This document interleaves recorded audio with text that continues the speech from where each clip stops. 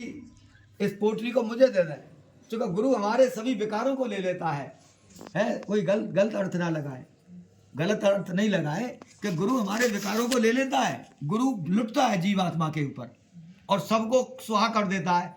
जैसे गंगा मैया सबके ने धो देती है? लेकिन फर्क क्या है गुरु में और गंगा मैया में? थोड़ा सा फर्क है कि गुरु हमारी प्रवृत्ति को बदल देता है। गंगा मैया हमारे पापों को तो छीड़ कर देती है, पाप वो लटक जाते हैं, खुंटियों पर, पेड़ वृक्षों पर पाप लटक जाते हैं, और जैसे हम वहाँ से स्नान करके आते हैं तुरंत न्यों की तो हमारे सिर के ऊपर अंदर अंतःकरण में हैवी हो जाते हैं। लेकिन गुरु क्या करता है? गुरु सारे पापों को हमसे छीड़ लेता है और हमारी प्रवृत्ति का नाश कर देता है, पाप प्रवृत्ति का।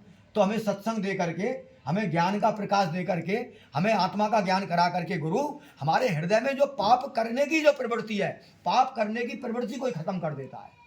अब ये थोड़ी है कि काजल कहीं लग गया, अब पाप हम में हो गए, गंगा स्नान कर आए, पाप धुब गए। अरे काजल भी धुब जाएगा पानी में धोने से, लेकिन ये देखो कि ये कारों से लग रही का लग कहाँ से रही है, उसको खत्म करो।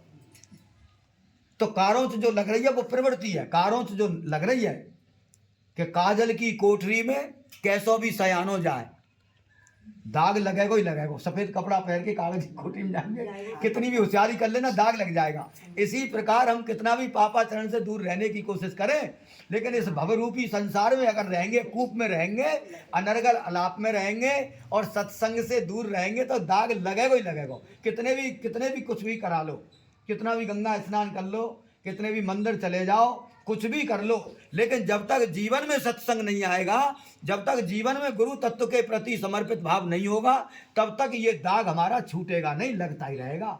इसीलिए सावधान रहिए, बहुत सावधानी की जरूरत है। आप सभी बड़े भाग्यशाली हैं, जितने भी हैं जिनको सत्संग मिलता है। हम सही बता रहे हैं, ये तो एक समझदारी देने के लिए ज्ञान है अपनी कक्षा में कि भैया हंसी मजाक मनोरंजन करने का हर जगह होता है, बड़ी कृपा से मिलता है। तो ये सौभाग्यशाली की बात ये है कि बड़ी बड़ी कृपा जब गुरुदेव की होती है, भगवान की होती है, तब जाकर के सुनने के लिए किसी संत सदगुरु की वाणी मिलती है। क्योंकि हम जो बोल रहे हैं या ये जो बोलते हैं या आंटी जो बोलती हैं, भाई इन सब के अंदर गुरु की वाणी तो